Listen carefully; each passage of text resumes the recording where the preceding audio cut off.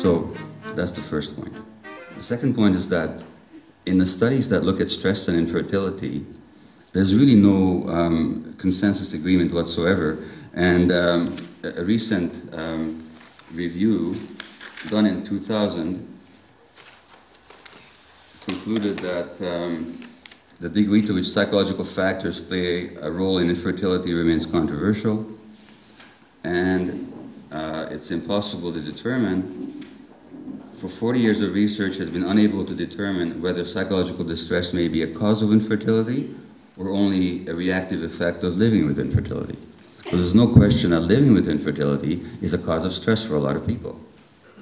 So when they do these studies, it's difficult to discern, are these people stressed because they're normally stressed and that's why they can't conceive, or are they stressed because they can't conceive?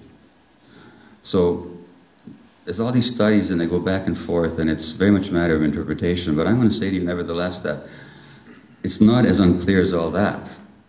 Although it's difficult to draw one-to-one conclusions, you're stressed, therefore you're not conceiving, or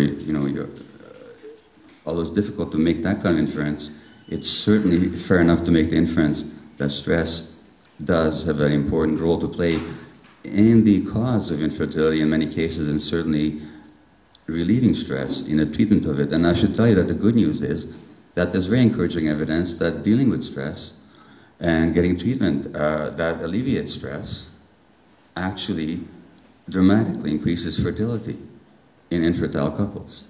So I'll be getting to that evidence towards the end of the talk. The other problem in stress research is that what is stress? The definitions just aren't very clear. Often in medical research, they ask people if they were stressed, and when people say no, men or women, they say no. And then the conclusion is, stress doesn't play a role here. And they do that all kinds of studies. But what's not realized that stress is not a subjective event. Stress is not something that you're necessarily aware of. You could be stressed without knowing about it. You could be put to sleep under anesthesia and be stressed. And you'd never know about it, nor would you ever remember it, of course. Because properly defined, stress, from the scientific point of view, is a physiological event in the body, of which you may be aware or you may not be aware.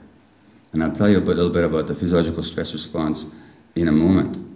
But let me just give you a couple of examples of how much of the stress in this culture is really unconscious and people are not aware of it. And for those of you who have read When the Body Says No, there is the example of a woman called Veronique, who's a young woman, age 33, who was diagnosed with multiple sclerosis. Now, many studies have shown a correlation between stress and MS. Not that news has reached the multiple sclerosis clinic at UBC yet, but it might any one of these decades. In any case, this woman was diagnosed at age 33, and I asked her if anything stressful had happened in the preceding months. And she said, not necessarily bad things. Not necessarily bad things. So I said, well, just tell me about the last 6 months. So she said, I'm an adopted child. Finally, after 15 years of pressure from my adoptive mom, I looked up my biological family, which I didn't want to do. But it's always easier to give in to my mom's demands than argue about it, always. I found them and met them. And my very first impression was, ugh, we can't possibly be related. It was stressful for me to find out about my family history because I didn't need to know that I was possibly a child of incestuous rape. That's how it appears. Nobody's telling the whole story, and my biological mother won't say anything. Remember my question, anything stressful happened? Not necessarily bad things. Also at that time I was unemployed, waiting for EI on welfare. And I kicked out my boyfriend a few months before this because he was an alcoholic, and I couldn't handle that anymore either. It wasn't worth my sanity. Yet when I asked her if she was stressed, no. Now how's that possible?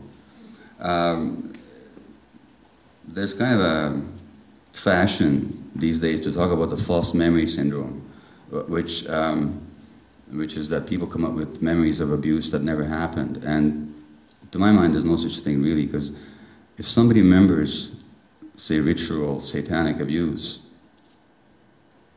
that never actually happened, that woman, that person, that man or woman was still traumatized somehow. Maybe not in the particular way that they recall, but if they weren't traumatized, they couldn't be induced to have such memories. So the whole thing of false memories is a bit of nonsense as far as I'm concerned. But what is certainly true is that there's what I would call a false lack of memory syndrome. People don't remember what happened to them.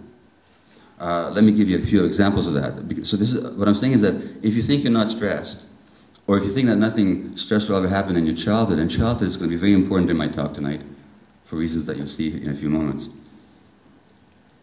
It may be because nothing happened, but it also may be because you're not aware of it in yourself, because when it happens to a child, or to an adult who's used to stress all the time, they don't distinguish it from abnormal or from normal.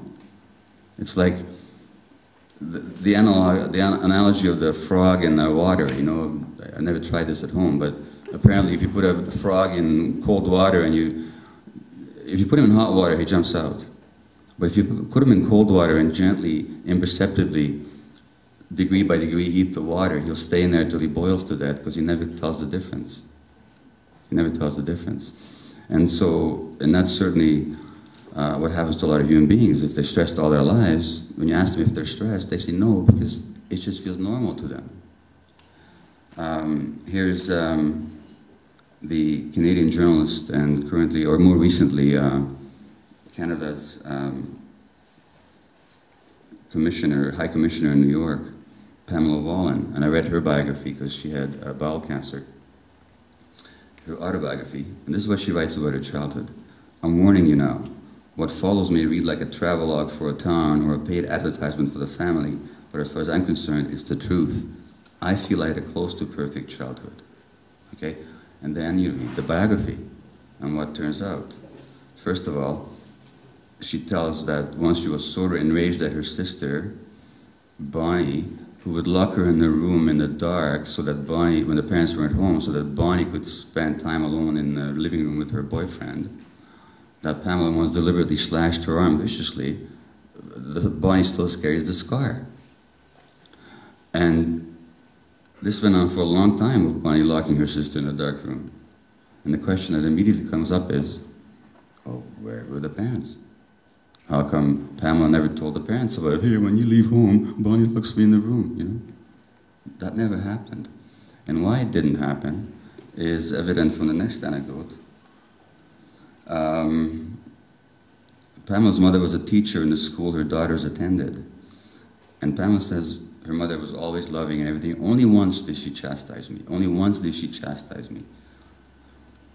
One of our grade school teachers was fondling our budding breast during class, and Mom was reluctant to believe my charges against one of her respected colleagues.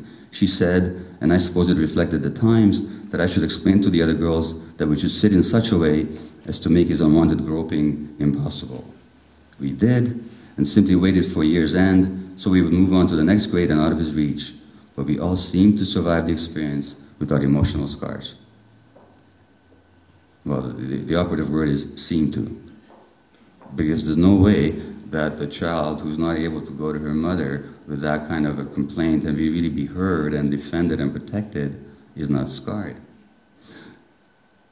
But to Pamela, it wasn't abnormal. 2 days ago, I was in the emergency ward at St. Paul's Hospital with a young woman, who, a 31-year-old, who came in for psychiatric reasons, but I asked her about her childhood, and perfectly normal. Were you ever abused? No. Traumatized? No. Well, to make a long story short, she used to hide in the closet while her drunken father would rage about the house. And I said, well, if you really want to know if you were traumatized, think of your own 4-year-old child in a similar situation. And she got it. But when it happens to her, again, it's just normal stuff.